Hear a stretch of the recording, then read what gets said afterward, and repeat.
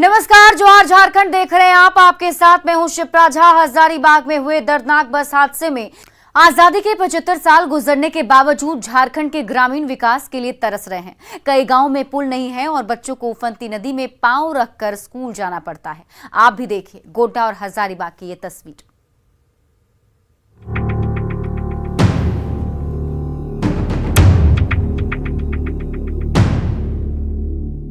ये तस्वीरें गोड्डा के सदर प्रखंड की हैं।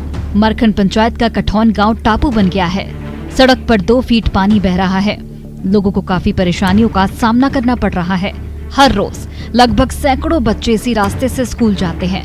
परिजनों को यह डर सताता है कि अगर बच्चे थोड़ा भी रास्ता भटके तो वे 10 फीट गहरे तालाब में गिर जाएंगे। बीते दिन इसी सड़क को पार करने के दौरान शिक्षक की गाड़ी दुर्घटनाग्रस्त हो गई थी। एक्सीडेंट कर गए थे इस वाले सड़क पर। हाँ, कल तो बीच में रास्ते में ही बंद हो गया। कितना दिन से इस तरीके से है? ये हो गया 8-10 दिन। इसी तरह बच्चे जाते हैं स्कूल। हजारीबाग जिले के बड़कागांव प्रखंड में भी कुछ ऐसा ही हाल है। यहाँ उरेज पचंडा गांव के लोग हाहारो नदी पार कर एक जगह से दूसरी जगह जाने को मजबूर हैं। गांव के छोटे छोटे बच्चे भी जान जोखिम में डालकर रोज स्कूल जाते हैं, क्योंकि हाहारो नदी पर अब तक सड़क पुल नहीं बन पाया है। स्थानीय लोगों का साफ तौर पर कहना है कि उफनती नदी पार करने में अब तक कई लोग मौत के मुंह में समा चुके हैं, लेकिन सड़क पुल का निर्माण नहीं होने से ग्रामीणों की उम्मीदें भी अब दम तोड़ने लगी हैं। हम लोग यहाँ 3 महीना या 4 महीने लगभग हम लोग को बहुत दिक्कत होता है। अच्छा, बीमार अगर हो जाते हैं तो हम लोग को जाना मुश्किल हो जाता है। ग्रामीण अभी भी नदी को पार कर रहे हैं। किस तरह से आप देख सकते हैं कितना रिस्क ले रहे हैं। और यहाँ के ग्रामीणों ने बताया कि अब तक 20 वर्षों में 1 दर्जन से अधिक लोग हाहारो नदी को पार करने के दौरान बह गए हैं, जिनका कोई अता पता भी नहीं चला।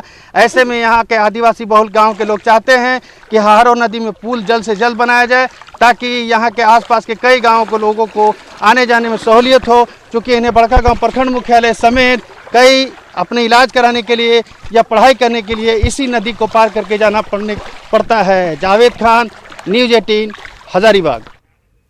धनबाद के निरसा में ग्रामीणों ने दर्जन भर गायों से लदी 2 पिकअप वैन को पकड़ा है। हालांकि ड्राइवर और गौ तस्कर अंधेरे में भाग खड़े होंगे। इन दोनों बड़े पैमाने पर गौ तस्करी का खेल चल रहा है। गौ तस्कर यूपी और बिहार के रास्ते झारखंड में प्रवेश करते हैं और बंगाल में गायों को बेच डालते हैं। कोई हम लोग दावेदार को खोज रहे हैं, अभी तक कोई दावेदार आया नहीं है और हम लोग इधर एफआईआर दर्ज करने की कार्रवाई कर रहे हैं। 12 गाय हैं। और अब कहानी रांची के उस मैदान की जिसने देश को 50 अंतर्राष्ट्रीय हॉकी खिलाड़ी दिए, लेकिन आज वो मैदान नई खेल नीति से अपनी पुरानी विरासत और अपना खोया हुआ गौरव वापस मांग रहा है। देखिए न्यूज़ 18 की स्पेशल रिपोर्ट।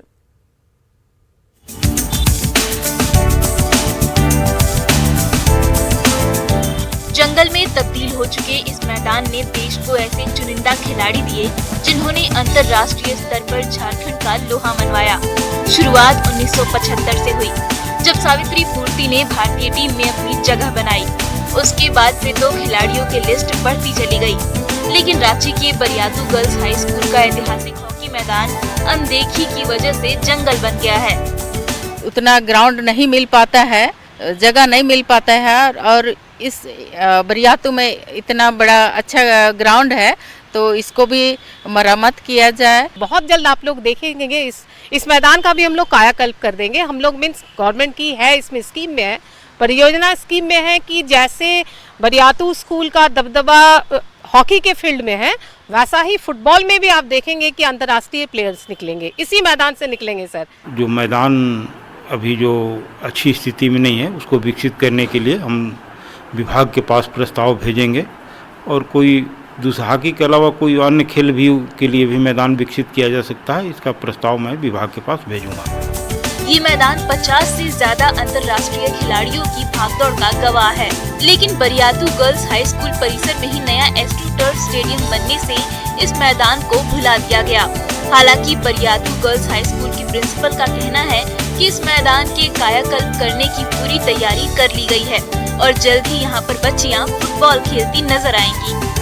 जिस मैदान पर प्रैक्टिस करके झारखंड के खिलाड़ी कभी देश के लिए मेडल जीतते थे, आज वहाँ घास फूस और आवारा कुत्ते ही नजर आते हैं। हम उस मैदान में खड़े हैं जहां से 50 से ज़्यादा अंतर्राष्ट्रीय खिलाड़ी खेलकर यहां से निकल गए, देश के लिए खेले। लेकिन जैसे ही बरियातू गर्ल्स हाई स्कूल में नया एस्ट्रोटर्फ स्टेडियम बना, इस मैदान को भुला दिया गया और नतीजा यह है कि 2019 के बाद से यह मैदान धीरे धीरे जंगल में तब्दील होता जा रहा है। और आप देख रहे हैं कि यहाँ पर जो गोल पोस्ट होता है, इसका यह नेट बता रहा है कि अब यहाँ पर खेलने कोई नहीं आता। यहाँ पर झाड़ियाँ उगाई हैं, लेकिन प्रबंधन बता रहे हैं कि अब इसे फुटबॉल मैदान में विकसित करने की योजना चल रही है, लेकिन अभी उसमें देर है। और सबसे बड़ी बात यह है कि यहाँ से 100 से ज़्यादा नेशनल खिलाड़ी भी निकले हैं। तमाम खिलाड़ियों का दर्द यह है कि जिस मैदान पर वो खेला करते थे, आज वो मैदान गुमनाम क्यों है। संजय कुमार सिन्हा, न्यूज़ 18, रांची।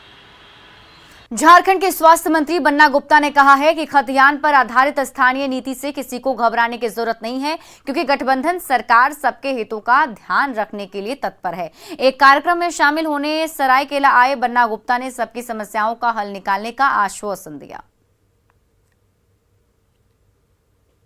हुई सरकार को अपदस्थ करने की एन प्रकार से साजिश कर रहे हैं और अनावश्यक रूप से बहुमत की सरकार को गिराना, लोगों में भ्रम पैदा करना आदि काम कर रहे हैं।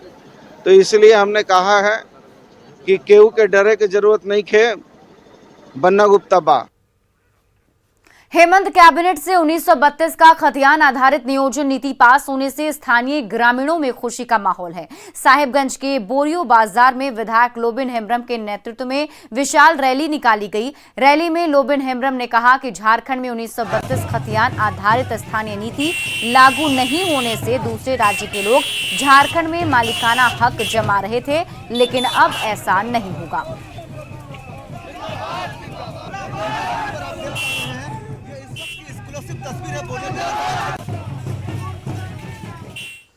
पीएम मोदी के जन्मदिन को सेवा पखवाड़ा के रूप में मनाया जा रहा है। इसी कड़ी में राजभवन में आयोजित कार्यक्रम में राज्यपाल रमेश बैस ने पुस्तक मोदी @20 का विमोचन किया। इस पुस्तक में पीएम मोदी की जीवनी को दर्शाया गया है। वहीं इस मौके पर बीजेपी प्रदेश अध्यक्ष दीपक प्रकाश ने हेमंत सरकार पर हमला बोला।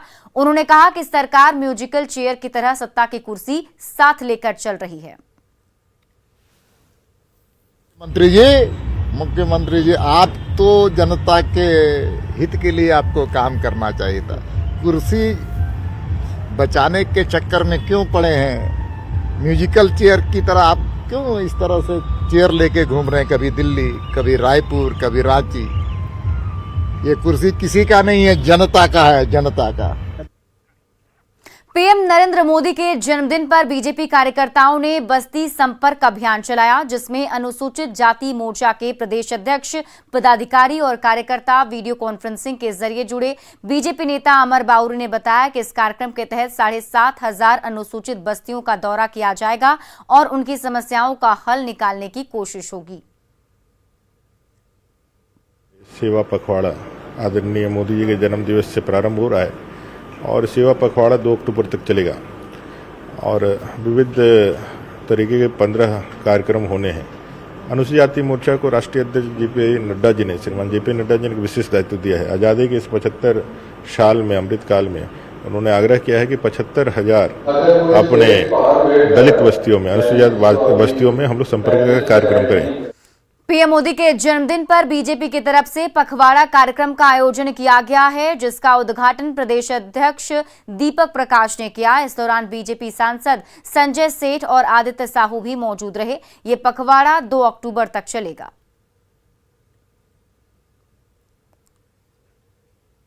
मोदी जी ने राम मंदिर के जहां पर भगवान श्री राम का जन्म हुआ था, भव्य राम मंदिर बने, इसकी भी संकल्पना की थी हमारे पूर्वजों ने।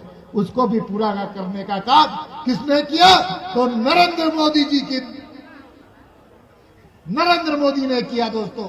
इसलिए जहां पर इस देश की एकात्मता को बढ़ाने का संकल्प लिया, तो देश को आर्थिक स्थिति में विश्व के अंदर एक भारत नेतृत्व करता बना है दोस्तों। आज तो विश्वकर्मा पूजा है, भगवान विश्वकर्मा की पूजा कर रहे हैं, लेकिन देश और दुनिया के सबसे शक्तिशाली नेता और इस देश के 9 विश्वकर्मा आदरणीय नरेंद्र मोदी का जन्मदिन, और जन्मदिन हम जन्मदिन के रूप में नहीं मना रहे, हम सेवा सप्ताह, सेवा पखवाड़ा के रूप मना रहे हैं। देश ने दुनिया के सबसे शक्तिशाली नेता जिनका नाम का डंका पूरी दुनिया में आज बज रहा है, वैसे महापुरुष का, देश के यशस्वी प्रधानमंत्री जी का आज जन्मदिन है और पूरे उत्साह और उमंग के साथ, उल्लास के साथ आम जनता के साथ साथ भारतीय जनता पार्टी के कार्यकर्ता आज उनका जन्मोत्सव मनाने का काम कर रहे हैं। यशस्वी प्रधानमंत्री नरेंद्र मोदी जी का जन्मदिवस भी है और विश्वकर्मा जी का भी जन्म दिवस है। 2 दिवस एक साथ मिल रहे हैं महापुरुषों के, जिन्होंने उस समय रचना की थी, आज नरेंद्र मोदी रचना कर रहे हैं।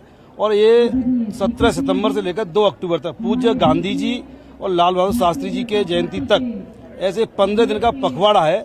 विभिन्न प्रकार के इसमें आयोजन है। आज रक्तदान है, आज प्रदर्शनी की उद्घाटन है, कहीं वृक्षारोपण है, कहीं स्वच्छता है, कहीं खादी भंडार की बिक्री का है।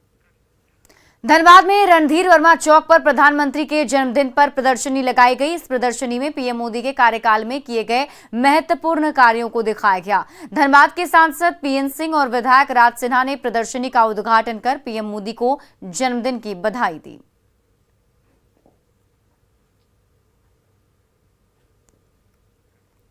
जमशेदपुर के बीजेपी कार्यालय में पीएम मोदी का जन्मदिन मनाया गया, जिसमें पूर्व मुख्यमंत्री रघुवर दास और सांसद विद्युत वरण महतो शामिल हुए। पीएम के जन्मदिन पर रक्तदान शिविर का आयोजन किया गया। साथ ही पार्टी कार्यालय के सामने पीएम मोदी के जीवनी पर प्रदर्शनी भी लगाई गई।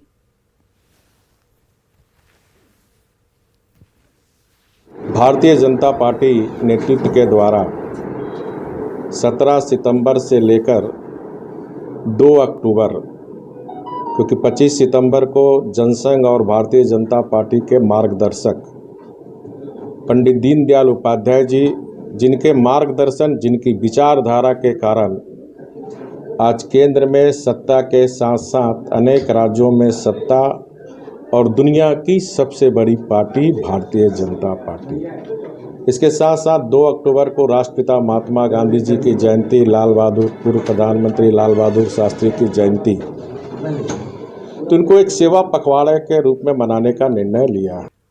झारखंड में जहां एक तरफ पीएम मोदी के जन्मदिन पर बीजेपी सेवा कार्यक्रम चला रही है, तो वहीं कांग्रेस पार्टी इसे राष्ट्रीय बेरोजगारी दिवस के रूप में मना रही है। तस्वीरें हम आपको दिखा रहे हैं, जिसमें आप देख सकते हैं कि पहले यूथ कांग्रेस के कार्यकर्ताओं ने रैली निकाली जो अल्बर्ट एक्का चौक पर पहुंची। वहीं कार्यकर्ताओं ने केक काटकर विरोध जताया और पीएम मोदी से रोजगार की मांग की।